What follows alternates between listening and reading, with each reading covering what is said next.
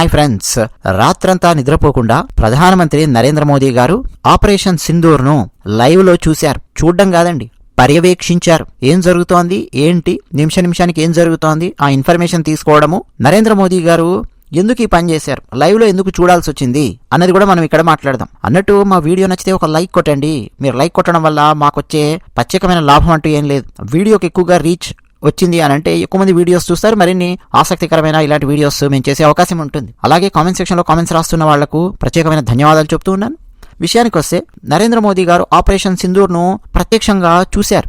దానికి ప్రధానమైన కారణం ఏమిటి అనంటే మహిళల ఆక్రోశం, హృదయ వేదన, భారతీయ మహిళల హృదయ వేదన ప్రతి ఒక్క భారతీయుడిని తాకింది. ఉగ్ర దాడిలో ఏప్రిల్ 22వ తేదీన తమ భర్తలను కోల్పోయినటువంటి మహిళలున్నారు. అందుకే ఆపరేషన్ సింధూర్ అన్న పేరు కూడా పెట్టారు అని చెప్పి మనం క్రితం వీడియోలో చెప్పుకున్నాం. సో ఆ మహిళల హృదయ వేదనను మన భారత ఆర్మీ ఏ విధంగా తీరుస్తోంది, ఏ విధంగా ప్రతీకారాన్ని చేస్తోంది అన్నది భారత ప్రధానిగా సరే తనకు చూడాలి, తెలుసుకోవాలి అని చెప్పి ఉంటుంది లైవ్ లో. అది ఒక కోణం మాత్రమే. కానీ అసలైనటువంటి కోణం ఏంటంటే ఆ లైవ్ మొత్తం నరేంద్ర మోదీ గారు చూసిన తర్వాత ఇమ్మీడియట్ గా America, Russia, UK, Saudi Arabia, UAE ఈ దేశాలన్నింటికి సమాచారాన్ని అందించారు. నిజానికి ముందు కూడా అమెరికాకు కొంత సమాచారం ఉంది, ఈ విధంగా దాడులు చేయబోతున్నాము అన్నటువంటి సమాచారం ఇచ్చారు. మోదీ గారు లైవ్ చూస్తూ తాను పర్యవేక్షించింది ఏమిటి అన్నది క్లియర్ కట్ గా భారత ఉన్నతాధికారుల ద్వారా ప్రపంచ దేశాలకు వివరించారు.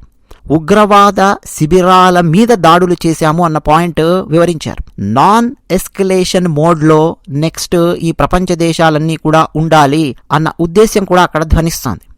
అంటే ఏంటంటే మెరుపుదాడులు చేశాము, ఆ మెరుపుదాడులు కూడా ఉగ్రవాద శిబిరాలను టార్గెట్ చేసి మరీ చేశాము.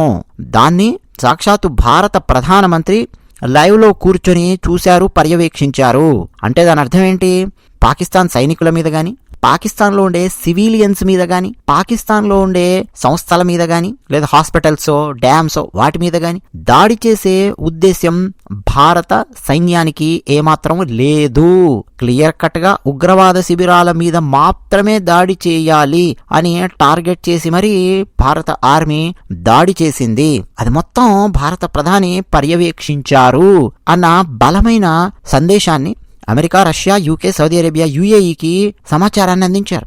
సో దీనివల్ల ఏం జరుగుతోంది అనంటే ఈ దేశాలన్నింటికీ ఒక విషయం స్పష్టమయ్యింది. భారతదేశం ఏమి పాకిస్తాన్లో ఉండే పౌరులను టార్గెట్ చేసుకుని, పాకిస్తాన్ సిటిజన్స్ ను టార్గెట్ చేసుకుని క్షిపణులు ప్రయోగించలేదు, సామాన్యులను చంపలేదు, పాకిస్తాన్కు సంబంధించిన సైనిక స్థావరాల మీద దాడి చేయలేదు.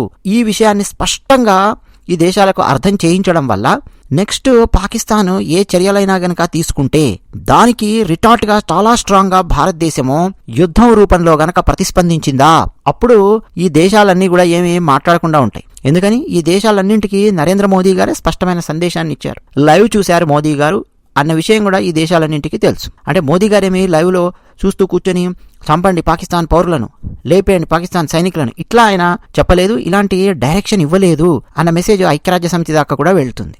రేపు ఒకవేళ ఇండస్ వాటర్ ట్రిటీకి సంబంధించి వరల్డ్ బ్యాంక్ ముందు పాకిస్తాన్ లబోదిబో అని చెప్పి మొత్తుకున్నా, ఆ టైంలో ఏమైనా డిస్కషన్స్ ఏమన్నా వచ్చినా, పాకిస్తాన్లో ఉండే సామాన్యులను చంపింది భారత ప్రభుత్వం అని చెప్పి మాట్లాడినా క్లియర్ కట్ గా ఈ మిగతా దేశాలు కూడా మాట్లాడే అవకాశం ఉంటుంది. మోదీయే లైవ్ లో పర్యవేక్షించారు, సామాన్యులను టార్గెట్ చేయలేదు, ఉగ్రవాద శిబిరాల మీద దాడి చేశారు అని చెప్పి ఈ దేశాలన్నీ కూడా చెప్తాయి. పైగా అండి మోదీ గారు ఈరోజు కొత్తగా చేస్తున్నది కాదు ఇది. ఊరి సర్జికల్ దాడులు జరిగినప్పుడు కూడా రాత్రంతా నిద్రపోలేదు. నరేంద్ర మోదీ గారు, రాజ్నాథ్ సింగ్ గారు, అజిత్ దోవల్ గారు, అమిత్ షా గారు, ఇంకా కీలకమైనటువంటి ఉన్నతాధికారులు వాళ్ళందరితో పాటు నరేంద్ర మోదీ గారు కూడా వార్ రూమ్ లో కూర్చొనే ఉన్నారు.